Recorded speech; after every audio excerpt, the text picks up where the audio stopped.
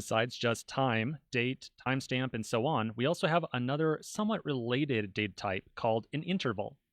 You should think of an interval as being like a duration of time. We can specify an interval by putting down 1 day, or 1D, short for day.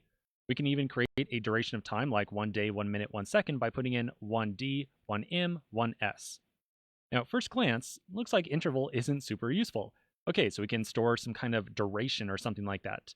Well, let's just play around with interval a little bit, and I'll show you why it is extremely useful. Okay, so back over here, we're going to once again put down our set of parentheses, put in a string, and I'll put in 1 day, colon, interval, like so. So I'll run that, and I get back 1 day. As we saw inside that diagram, we can also, instead of saying day, just put in capital D right there. That gets treated as 1 day as well.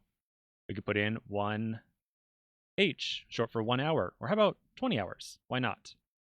And now we get 1 day and 20 hours. And we can keep on going there, so 20 hours, maybe 30 minutes, and 45 seconds.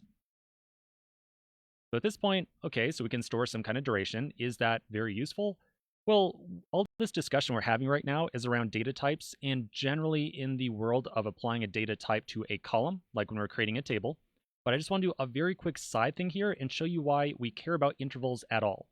So at this point, okay, we can store an interval or kind of a duration inside of a column or inside of a table, a row of a column.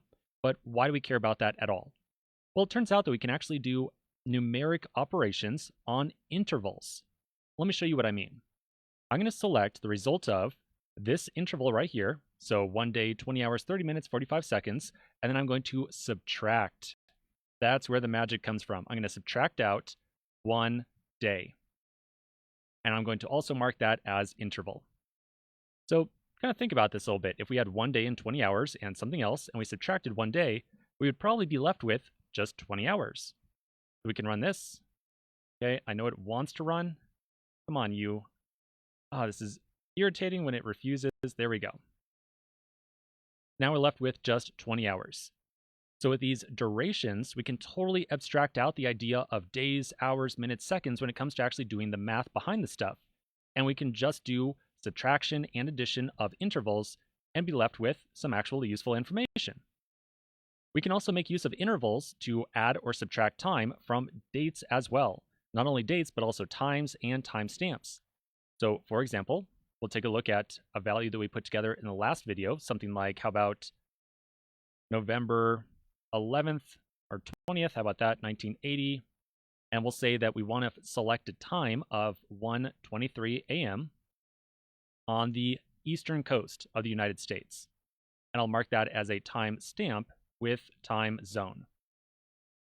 So we can take a date, or a timestamp in this case, like this, and then subtract from it an interval. Just to make this very easy to read, I'm going to put on the next line down. I'll put the subtraction right there, and then right here I'll say, from this particular point in time, I want to subtract 1 day. I'll make sure I turn that into an interval as well. Okay, so I'll run that, and now notice that we get 1980, 11, 18 right there. So I could change that to a 4. Now we're going to take off 4 days, and now we're left with 1980, November 15th. So storing intervals inside of a table, not super useful, not crazy useful. Maybe you could think of some use for it. But the fact that we can make use of intervals to manipulate some other date or time, that is fantastic. That is something that's very useful, something that we very much might want to do at some point in time. Now, as a real quick side note, this video is all about intervals. I just want you to know we can also do some numeric stuff between two timestamps or dates or times as well. So for example, if I want to find the number of days between November 20th minus some day in the past, before that, like let's say about November, 10th.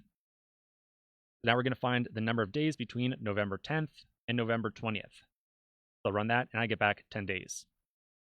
Now, of course, you and I could probably do the math there very easily, but we can also mix into this different times and even time zones as well. So let's find the duration difference between November 20th at 11:23 a.m. on Eastern Standard Time, and how about 5:43 a.m. on the Pacific coast of the United States. Then we can run that, and it will tell us the difference between those two date times or timestamps is 9 days, 16 hours, and 40 minutes.